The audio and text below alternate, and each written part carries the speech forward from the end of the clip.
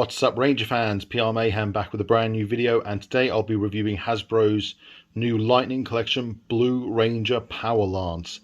Now, I've been gone away for quite a while. I am hoping to get back to more regular reviews here on YouTube. I've got a couple of new Ranger helmets to review.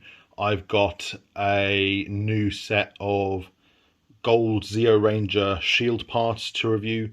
I've got the Lord Zed helmet. I've got the Hasbro series Pink Ranger helmet, and a few other things, including their dagger and that kind of stuff, to review in the next couple of weeks and months and stuff. So I'm hoping to get back here on a more regular basis. But of course, you can follow me on Instagram, PR Mayhem Cosplay, where I post pretty much every couple of days. I'm also on Facebook at PR Mayhem as well. So let's get into this thing. So let's first take a look at the detailing. So here you've got the connector piece that slots in and turns to lock into the other section, forming the lance. You've got the line grip here with these gaps in between. Now, the Hasbro Lightning Collection weapons haven't been as accurate visually as the Bandai ones. This has a bunch of details which I will touch on that the actual one on TV didn't have. Unlike the Power Sword, I feel like this one actually, some of the detailing on this one does add to it, whereas I feel like the one on the Red Ranger Power Sword is a bit overkill. So on the TV one, these gaps here are actually black on the Zeo Ranger footage. Then you've got the silver section just up here. This is the point in which this actually extends outwards, which I'll show you in a little bit. You've got the detailing here, just beneath the Blue Ranger Triceratops Power Coin, which has really nice detailing on it. Really impressed with the Power Coins. Then you've got this white arrow piece with some detailing underneath. And this is, by the way, this is all one solid piece carved inwards, and this is painted. It's not actually stickers, which is always better. Then on the lance, you've got like this sharp, almost tooth-like effect, similar to the handle on the Red Ranger sword. Then you've got swirls that are similar to the Red Ranger sword, and then you've got sort of arched spikes forming an arrow going towards a diamond on the end. Now, I will chuck up a comparison image here with Dan's lance in Zeo Ranger / Billy's lance. Now, the actual streaks that you see here that are similar to the one on the Red Ranger sword are actually on it, but these bits here are all added on, even these sections down here. So those are all add-ons. I feel unnecessary. However, because the blade on this obviously isn't as big as the Red Ranger sword, it doesn't really draw too much attention away from it as far as like being accurate and stuff. Most people will be just impressed that if you're cosplaying with this, for example, the Blue Ranger will actually have his lance with him. I think it would have been better if it had been accurate, but they've just, again, gone a little bit overboard. I think they need to dial that back when they do the other weapons, because the long-term plan apparently is that these will all lock together to form the Power Blaster. So you've got the same detailing on this one. You've also got the clear strip here between the two rubber sections of the blade. The reason for that is because when you actually put batteries in this, there is a select button when they're connected that you just see on here, which is also on the other one. And then you've got the gap here for the actual audio. That actually lights up, and if you've got to turn on to a specific setting, basically it looks like when it's actually on display, it will look like it's almost powering up or charging, and the light will be flashing going around, which I'll show you a little bit later on. Now, this is what the lance looks like when it's actually connected. So all you do to join them together is you simply slot one into the other, and twist it either clockwise or anti-clockwise depending on how you're holding it, and then they lock in place. You can tell they're locked in place because the instructional information on the back, like the Made in China stuff, is all in sync and in line with one another. In order to extend it, because at the moment this is its shorter form, so it does extend, all you do is you go to the silver section, you just pull in here. Now I'm trying to do this with one hand, mind you, and then it clicks on into place. So then you've got more detailing there, similar to the diamonds on the Mighty Morphin suits. And same with the other side. So you go here, all you do is pull out like that. Obviously, you could do this a lot easier if you're using both hands. And then you've got the full extension of the lance. Now, I can't remember off the top of my head if Hasbro said this was a 1-to-1 scale prop. If they did, that was inaccurate on their behalf. It's not 1-to-1 scale. If you watch the show, you'll know that the lance is actually taller than the character. Now, they have made this one a little bit shorter, and in my opinion, it was the right call.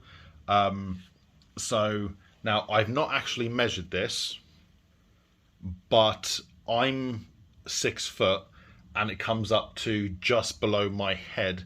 So, I'd say it's around the 5 foot mark, give or take a little bit. Like I said, I think that was the right call, and considering how expensive this particular prop weapon is, if you added more into it, I think it would only be more expensive. And I know a lot of people, whether rightfully or wrongfully, were saying that this is overly expensive.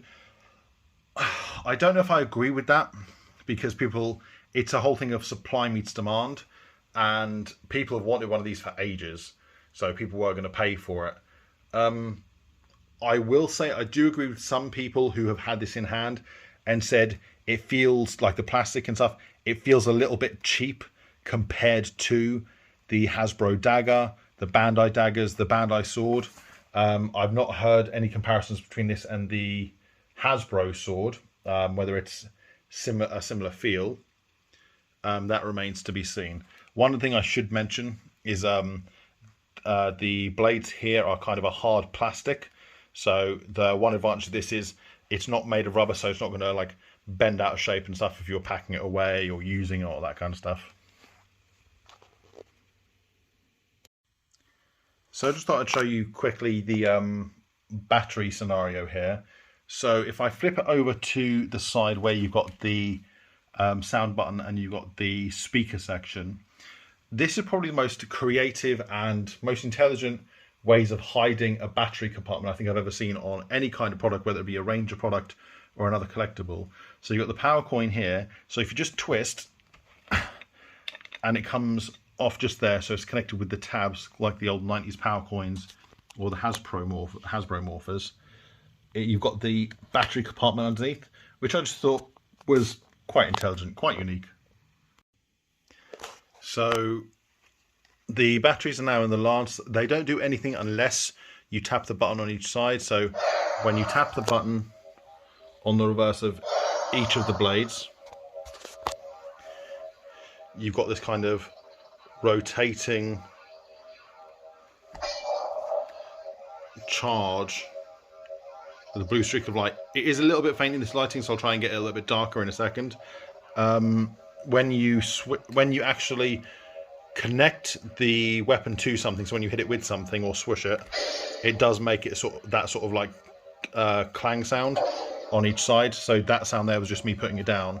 So again, strike, and when you put it down, it makes that noise as well. It also does it when you extend it. It actually makes the noise a little bit easier when it's extended. So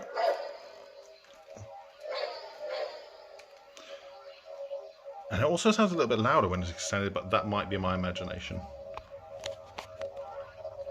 Now, there's not much more it does outside of that, as far as like lighting up and sounds, which, I mean, to me is absolutely fine. I can see some other collectors, some maybe more diehards, who would want it to maybe do a little bit more. As far as I understand, the idea of all of this is it is intended to connect with the Lightning Collection sword and the other weapons that are coming out to form the Power Blaster. Now, only thing with that is it doesn't actually have a central piece to actually create cannons for this. So, as we all know, when Billy used to disconnect the lance and throw it into the power blaster, there'd be two separate pieces, and the end tip would actually have like a blaster section. This doesn't have that. Now, whether that's just something they forgot, whether that's because, oh, there you go, it's just turned off.